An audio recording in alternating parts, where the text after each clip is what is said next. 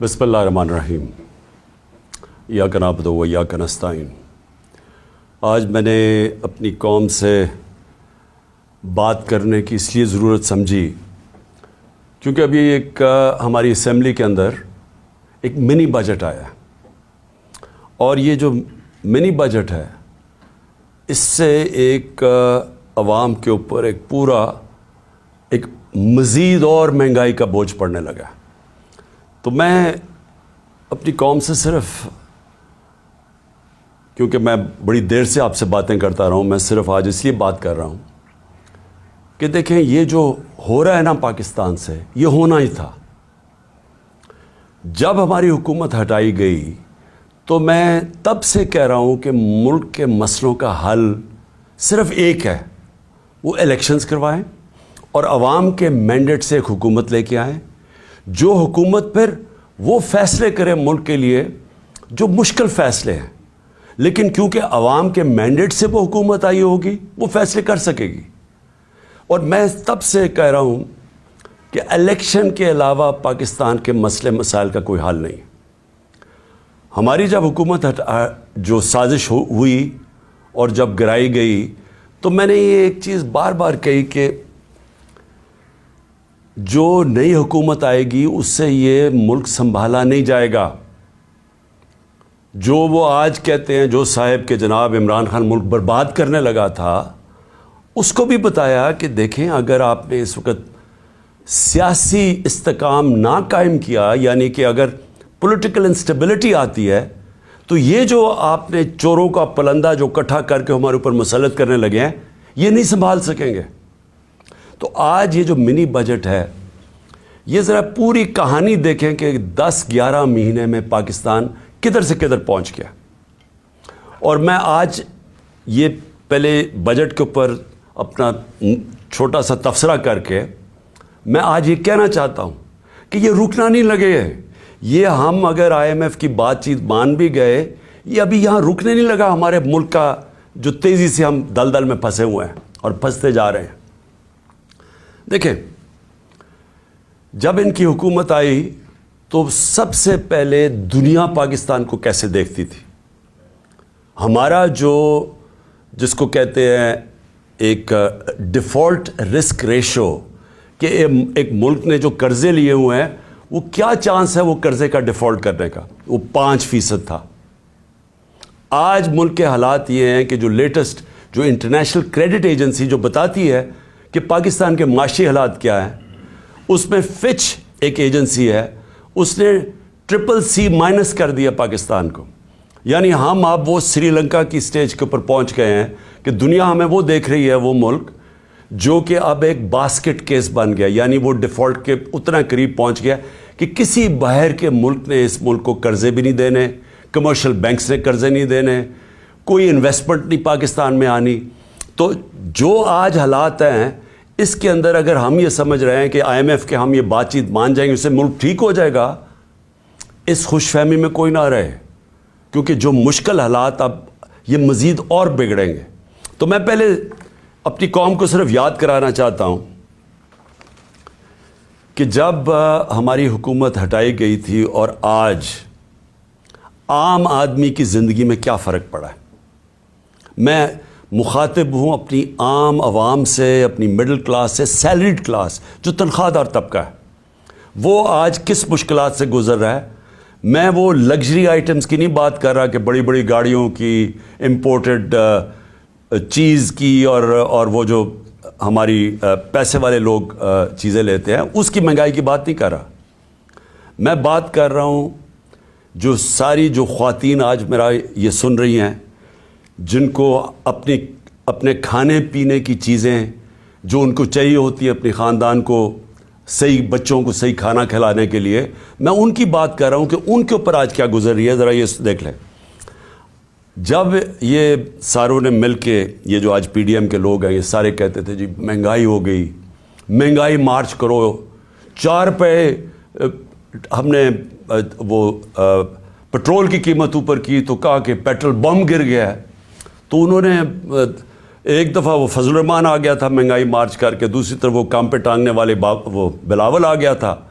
اس کے بعد ایک 2 دفعہ فضل الرحمان، اور اس کے بعد یہ مریم نے کوئی راستے میں رہ گئی تھی، اس کی بھی لانگ مارچ. لیکن سب کا ایک کہہ رہے تھے کہ مہنگائی سے لوگ تباہ ہو گئے. تو آج اللہ کیونکہ الحق ہے، سچ کا خدا ہے، اس کی وعدہ ہے کہ وہ سچ سامنے لے آئے گا. ذرا آج قوم کو بتانا چاہتا ہوں کہ آج آٹا ہمارے دور میں 60 روپے کلو تھا، آج 135 روپے کلو پہنچ گیا. جو عام آدمی کھانے کی اس کی پینے کی چیز ہے. جو گھی ہے وہ 380 ارب تھا، آج 600 ارب کے جی پہنچ گیا. جو چکن عام آدمی کی، جو خاص طور پہ کبھی کبھی اپنے بچوں کو وہ چکن کھلاتے ہیں، وہ 335 روپے کے جی سے 700 روپے کے جی پہ پہنچ گیا. جو دالیں ہیں، جو عام آدمی گھروں میں، عام آدمی کی تو دال روٹی، پیاز کی قیمت دگنی سے بھی زیادہ ہو گئی ہے. دالیں گئی ہیں 250 روپے کے جی سے 400 روپے. اور اب کسان، دیکھیں ہمیں جب تک کسان کو نہیں اٹھاتے، اور جو ہم نے پوری کوشش کی اٹھانے کی، اور ماشاءاللہ ہمارے دور پہ آخری 2 سال میں کسانوں کے پاس ریکارڈ پیسہ آیا. ہم نے ان کو ٹائم پہ جو گنے کی فصل کٹتی تھی، شوگر مل سے ٹائم پہ پیسہ لے کے دیا، پوری قیمت لے کے دی، کٹوتی ختم کی، ٹائم پہ پیسہ ملونا اور اپنی زمینوں پہ لگایا. ریکارڈ 4 فصلوں کی ریکارڈ پروڈکشن 2 سال ہوئی ہماری، یعنی بمپر کراپس ہوئی. تو آج وہ جو یوریا استعمال کرتا ہے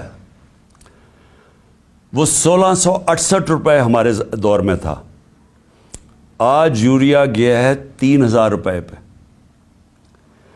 ہمارا جو پھر میں اور بھی چیزیں جو گھر بنانے کے لیے سریا لوگ استعمال کرتے ہیں، سیمنٹ استعمال کرتے ہیں، تو سیمنٹ گیا ہے 865 روپے سے 1062 روپے پہ.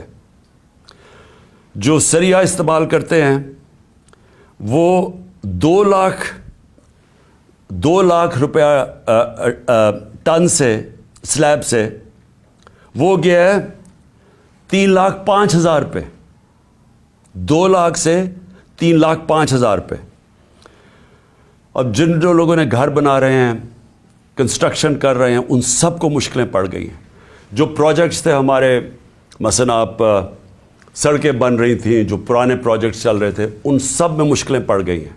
ہم جو شوکت خانم بنا رہے ہیں، اور جو انشاءاللہ اس سال کی اینڈ میں کھلنا تھا کراچی میں، اب وہ سارے ہمارے جو ایسٹیمیٹس ہیں وہ سارے اپسیٹ ہو گئے ہیں. امپورٹس رک گئی ہیں، جو سٹیل کی امپورٹس تھی، کئی چیزیں رک گئی ہیں. تو سارے اس طرح پروجیکٹس جو آن گوئنگ پروجیکٹس ہیں سب متاثر ہو گئے ہیں. یہ جو قیمتیں بڑھی ہیں سیمنٹ کی اور سٹیل کی. لوگ گھر بنا رہے تھے، ان کے گھروں کے قیمتیں ایک دم اوپر چڑھ گئی ہیں. پھر دوائیں، انہوں نے امپورٹس کے اوپر جو بین کیا ہے، جو لائف سیونگ ڈرگز ہیں، جو خاص طور پہ آپ استعمال کرتے ہیں، کینسر کی ڈرگز، ہارٹ کے لیے، وہ ان سب میں قلت آ گئی ہے. کیونکہ یہ جو سوچے سمجھے بغیر سب امپورٹس بند کیے ہیں، جس میں متاثر ہو رہے ہیں ہاسپٹلز اور وہ مریض جن کی سیریس بیماریاں ہیں. اچھا، اب یہ نئے بجٹ آ گیا. یہ میں آپ کو بتا رہا ہوں، یہ اب تک جو مہنگائی ہوئی تھی، اب یہ جو انہوں نے ابھی جو آج لے کے آئے ہیں، اس کے اندر گیس اور بجلی. میں اب عام آدمی کی پھر بات کر رہا ہوں کہ جو گیس کا جس کا بل 3,000 کا آتا تھا، وہ آج ہو جائے گا 4,300 کا. جو بجلی کا بل جن کے گھر 10,000 آتا تھا، وہ 13,000 پہ چلا جائے گا. سو یہ مزید میں آپ کو آج کے بل کے بعد جو مہنگائی ہے، sales tax across the board بڑھا دیا ہے. یعنی ساری چیزیں، کیونکہ سیلز ٹیکس انہوں نے بڑھایا ہے، ساری چیزیں اس سے مہنگی ہوں گی. اور جو بھی میں نے سریا کی اور سیمنٹ کی بات کی تھی، ان کے اوپر جو گیس، سریا بنانے کے لیے جو سٹیل ملز کو گیس جاتی تھی، اس میں 14% انکریز کر دیا، تو اس کی قیمت اوپر جائے گی. سیمنٹ 10% گیس کی قیمت انکریز کر دی ہے، تو مزید اس کی قیمت اوپر چلی جائے گی. یوریا کے لیے جو پھر کسانوں کا مسئلہ آئے گا، یوریا کے لیے جو گیس 70%، اس پہ 70% گیس کی قیمت بڑھا دی گئی ہے، جو یوریا یعنی جو کھاد کی فیکٹریز کے اوپر گیس جاتی تھی، تو اس سے ایک بوری کے اوپر 375 روپے کا اضافہ ہو جائے گا اب کسانوں کے لیے. اور کسانوں کو آگے مشکل پڑی ہوئی ہے کیونکہ ٹیوب ویلز کے اوپر جو بجلی کی تھی اس کی سبسڈی ختم کر دی ہے، تو مزید اور کسانوں کے لیے اور ایک اور عذاب آ رہا ہے. اب اس سے ہوگا کیا؟ اس سے ہوگا یہ دو چیزیں ہوں گی. ایک، مہنگائی بڑھے گی. مہنگائی آ گئی 50 سال میں پاکستان کی تاریخ کی سب سے زیادہ مہنگائی ہے. میں نے پھر سے کہا کہ ان کی ساری کیمپین ہمارے خلاف کیا تھی کہ ہم نے بہت زیادہ مہنگائی کر دی. ہمارے دور پہ جو مہنگائی تھی وہ 12% تھی، وہ آج پہنچ گئی ہے 30% کے اوپر اور مزید بڑھنے والی ہے.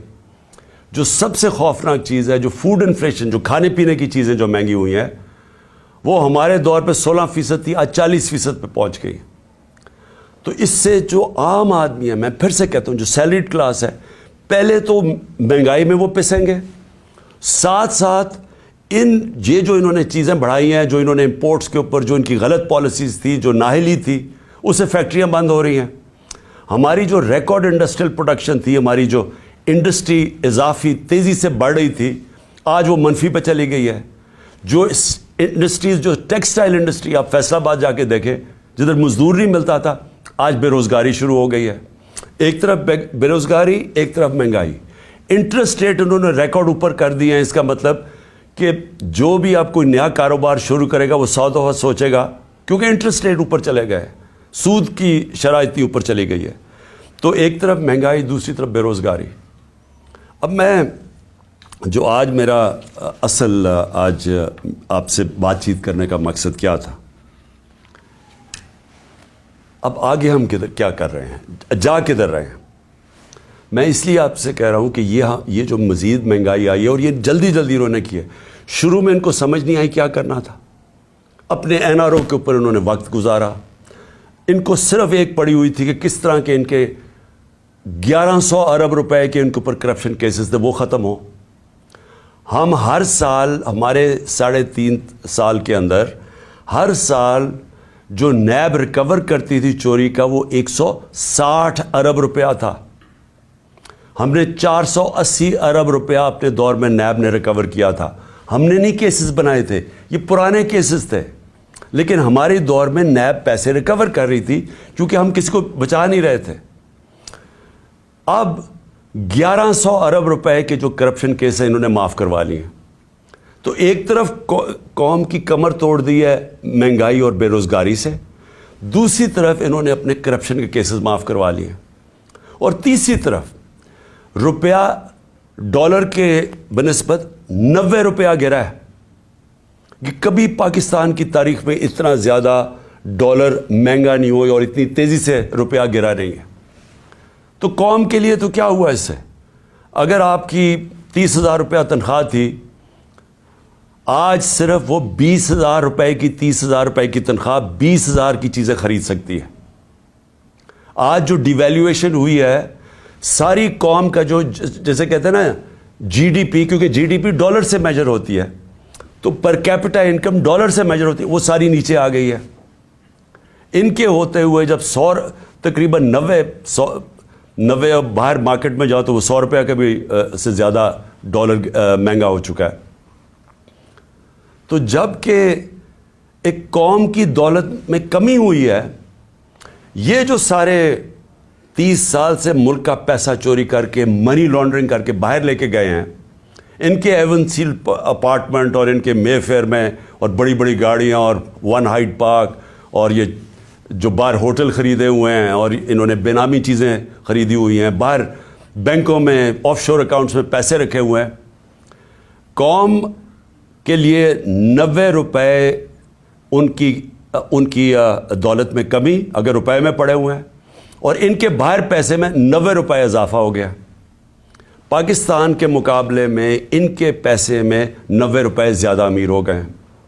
ان کو کوئی فرق نہیں پڑا، اس لیے انہوں نے آتے ساتھ ہی کبھی کوئی پرواہ نہیں کی کہ کیا انہوں نے اگر ان کو سازش کے تحت بٹھائی دیا تھا، کیونکہ عمران خان ملک تباہ کر رہا تھا، تو انہوں نے آ کے کوئی روڈ میپ دینا تھا کہ ہم نے ملک کو کیسے ٹھیک کرنا ہے, کیونکہ یہ تو بڑے تجربہ کار تھے. ہم تو جی اسحاق ڈار نے کہا میں روپے کو $200 کو نیچے لے کے آؤں گا, میں IMF کو سامنے یہ کر دوں گا, بڑی بڑھ کے ماری, میں تجربہ کار ہوں. آج یہ بتائیں کہ انہوں نے ملک سے کیا کیا, اور جو ان کے ہینڈلر لے کے آئے تھے ان سے ذرا پوچھیں کہ آپ نے یہ ملک سے کیا کیا ہے. کون جواب دے؟ آج جو ابھی یہ جو شروعات ہے, ابھی یہ جو $90 کے جو گرا ہے, جو روپیہ گرا ہے ڈالر کے مقابلے میں, ابھی اس کی مزید مہنگائی آنی ہے. جو ایک تھوڑی ٹائم کے بعد جب آپ کا روپیہ گرتا ہے تو جو باہر سے چیزیں لے کے آتے ہیں وہ ٹائم کے بعد مہنگی ہونی شروع ہوتی ہیں. تو نہ تو انہوں نے کوئی تیاری کی, نااہلی ان کی یہ ہے کہ انہوں نے غلط فیصلے کر کے ملک کو آج یہاں پہنچا دیا ہے کہ اس طرح کا بجٹ لانا پڑا ہے. اور کوشش کر رہے تھے کہ عارف علوی کے اوپر سارا بوجھ ڈالے. پارلیمنٹ میں بھی نہیں چاہتے تھے کہ ڈبیٹ ہو اس کے اوپر, اس سے کہتے تھے آرڈیننس سائن کرو تاکہ یہ بچ جائیں کہ پارلیمنٹ میں ان کے اپنے لوگ کیا یہ جو بجٹ لے کے آ رہے ہیں وہ کیا بولیں گے اس کے اوپر. قوم کے اوپر سارا بوجھ, خود اپنی کرپشن کے کیسز معاف, اور کوئی آگے راستہ بھی نہیں ہے, روڈ میپ بھی نہیں ہے. میں آخر میں یہی بات کرنا چاہتا ہوں کہ جو بھی ان کے بیکرز ہیں یہ سمجھ جائیں کہ ان کے پاس کوئی اگلا آگے کا راستہ نہیں ہے.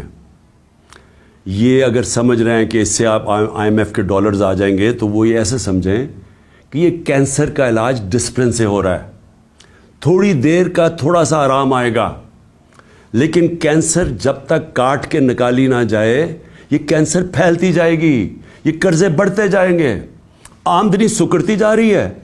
ہماری ریمیٹنسز جو ہمارے دور میں 17% انکریز کر رہی تھیں, ہماری ریمیٹنس میں 17% اضافہ ہو رہا تھا جو 31 ارب پہ پہنچ گئی تھی, وہ ان میں اب 11% کمی آ گئی ہے. تو پہلے تو اضافہ ختم ہوا اور پھر 11% کمی آ گئی ہے, یعنی جو ڈالرز آنے تھے ریمیٹنس سے وہ کم ہو گئے ہیں, ایکسپورٹس گر گئی ہیں ہماری. تو ہمارے پاس تو جو آمدنی ہے وہ تو سکڑتی جا رہی ہے, فیکٹریاں بند ہو رہی ہیں, بے روزگاری بڑھ رہی ہے, لیکن قرضے بڑھتے جا رہے ہیں کیونکہ یہ تو قرضے ہی لیے ہیں نا IMF سے, اور ہم یہ امید رکھ رہے ہیں کہ اور بھی ملٹی نیشنلز قرضے دیں گی, تو وہ تو قرضے ہیں. تو یہ حل تو نہیں ہے. حل کیا ہے؟ حل جو میں تب سے کہہ رہا ہوں, میں نے کوشش بھی کی, اپنی گورنمنٹ خود میں نے ڈیزالو کی اپریل میں الیکشنز کروانے کے لیے, لیکن پورا پلان بنا ہوا تھا کیونکہ فیصلہ ہو گیا تھا عمران خان بہت خطرناک ہے اس ملک کے لیے. تو تب سے وہی ابھی بھی حل ہے. اس ملک میں اگر ہم نے صاف اور شفاف الیکشن نہ کروائے, ایک پبلک مینڈیٹ سے گورنمنٹ نہ آئی جو کہ پبلک جس کے پیچھے کھڑی ہو جس گورنمنٹ کے, وہ گورنمنٹ پھر مشکل فیصلے کرے, وہ جو میں کینسر کو کاٹ کے نکالے ملک سے, اسٹرکچرل ریفارمز کرے, جو آج ملک کی ضرورت ہے, رول آف لا قائم کرے, گورننس سسٹم ٹھیک کرے, تب جا کے یہی جو کرائسس ہے یہ ہم فائدے میں اس کو کر سکتے ہیں. یہ جو ہم دلدل میں پھنسے ہوئے ہیں اس میں نکلتے نکلتے ہم ملک کو پوری طرح اٹھا سکتے ہیں. یہ ہمارا فائدہ ہو سکتا ہے کہ ہم اس کرائسس کا, اگر اس کرائسس سے ملک میں اصلاحات کریں, لیکن وہ گورنمنٹ کر سکتی ہے جس کے پاس پبلک پیچھے کھڑی ہو. جب آپ کے پاس پبلک مینڈیٹ نہیں تو آپ ان PDM کے یہ جو اوپر 60% لوگ ضمانت پہ ہیں کرپشن کیسز پہ, اور ان کا سلوشن یہ ہے, کیونکہ ان کے پاس تو حل کوئی نہیں ہے, ان کا سلوشن یہ ہے کہ عمران خان کے اوپر 60 FIR کاٹ دو, اس PTI کے لوگوں کو جیلوں میں ڈالو, ان کے اوپر تشدد کرو, ان کو خوف پھیلاؤ, ان کو ڈراؤ دھمکاؤ, اور ان کو اور اس طرح کرو کہ جب وہ بالکل پارٹی ان کی ٹوٹ جائے تو پھر الیکشن کرواؤ. وہ ہونے نہیں لگا, کیونکہ آپ جتنا زیادہ دبائیں گے وہ پارٹی اتنی اور اٹھتی جا رہی ہے. پبلک کوئی بیوقوف تو نہیں ہے, پبلک تو فیصلہ کر بیٹھی ہے جس کی وجہ سے یہ ڈرے ہوئے ہیں. تو صرف اور صرف عمران خان کو باہر کرنے کے لیے ملک کو تباہ نہ کریں. یہ اصل میں جانا ہے ہماری سیکیورٹی کے اوپر. جو آج ہمارے حالات ہو گئے ہیں, ہم تو کسی کے سامنے اب کھڑے بھی نہیں ہو سکتے, کیونکہ ہمیں تو انہوں نے ملک کو ادھر پہنچا دیا ہے. $300 ارب سے کم تو ریزروز رہ گئے ہیں. ہمارے پاس کیا اب ہے کہ اپنے پیر پہ کھڑے ہوں, کسی کو کہیں کہ نہیں جی ہمیں پاکستان کی خودداری چاہیے, ہم پاکستان کی سوورنٹی چاہیے. ہم کیسے کہہ سکتے ہیں جب ملک کے حالات یہاں پہنچا دیے؟ اس کے لیے اپنے ملک کو بچانے کے لیے طریقہ یہ نہیں ہے جو کیا جا رہا ہے کہ ہائی کورٹ کہہ رہا ہے کہ الیکشن کرواؤ. وہ الیکشن کمیشن جناب بیٹھی ہوئے کہ نہیں ہم الیکشن نہیں کرواتے, وہ بہانے مار رہی ہے الیکشن کے.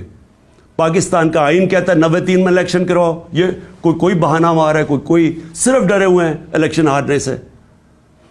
پاکستان کی آئین کی وائلیشن جس طرح کی جا رہی ہیں اور جس طرح آگے پلان بن رہا ہے, یہ جو بھی لوگ سمجھ رہے ہیں کہ اس سے وہ اپنی ذاتی فائدہ اٹھا دیں گے, وہ ملک کو ڈبو دیں گے. اور میں آج اس لیے یہ کہہ رہا ہوں کہ ہم بڑے آرام سے ملک کے اندر اس وقت اگر ہم چاہیں, اتنی بڑی پارٹی ہے, ہم اگر وہ مظاہرے کریں اور ملک بند کرنے کی کوشش کریں, اسٹرائکس کریں, ملک تو آگے ہی حالات برے ہیں. اس لیے ہم نے پرامن احتجاج کا فیصلہ کیا کہ ہم جیل بھرو تحریک شروع کرنے والے ہیں, بتانے کے لیے کہ آپ اس طرح ایک ملک کو استعمال تھوڑے سے لوگوں کے ذاتی مفادات کے لیے نہیں کر سکتے. یہ ملک 22 کروڑ لوگوں کا ملک ہے. یہ تھوڑے سے لوگ اس ملک کو اپنے مفادات کے لیے تباہ نہیں کر سکتے. اس لیے ہم جیل بھرو تحریک کی پوری تیاری کریں, میں اناؤنس کرنے والا ہوں. اور لوگوں کو صرف خوف دور کرنے کے لیے کہ یہ سمجھتے ہیں کہ خوف پھیلا کے جیلوں میں ڈال کے FIRs کر کے یہ اسی طرح بیٹھے رہیں گے, اور پھر کسی نہ کسی طرح دھاندلی کر کے ایک وہ الیکشن کمیشن, بے ضمیر الیکشن کمیشن کے ذریعے ایک جانبدار الیکشن کمشنر کے لیے یہ جو چیف الیکشن کمشنر ہے اس کو استعمال کر کے کسی طرح پھر ان چوروں کو مسلط کر دیں گے. یہ ہونے نہیں لگا, ملک کو نقصان پہنچ رہا ہے.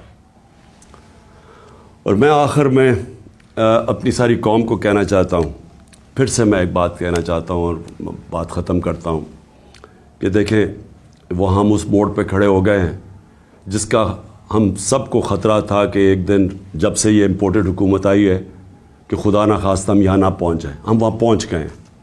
ہمارے سامنے اب صرف 2 راستے ہیں.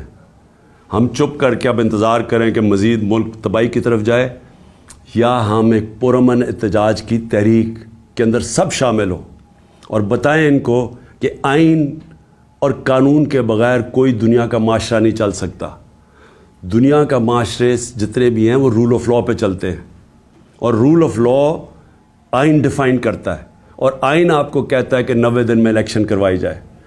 اس سے جتنا آپ پیچھے ہٹتے جائیں گے آپ ملک کو ادھر دھکیلتے جائیں گے, جدھر ملک جس کو کہتے ہیں بنانا ریپبلک, جدھر جنگل کا قانون ہوتا ہے ادھر ملک کو دھکیلا جا رہا ہے.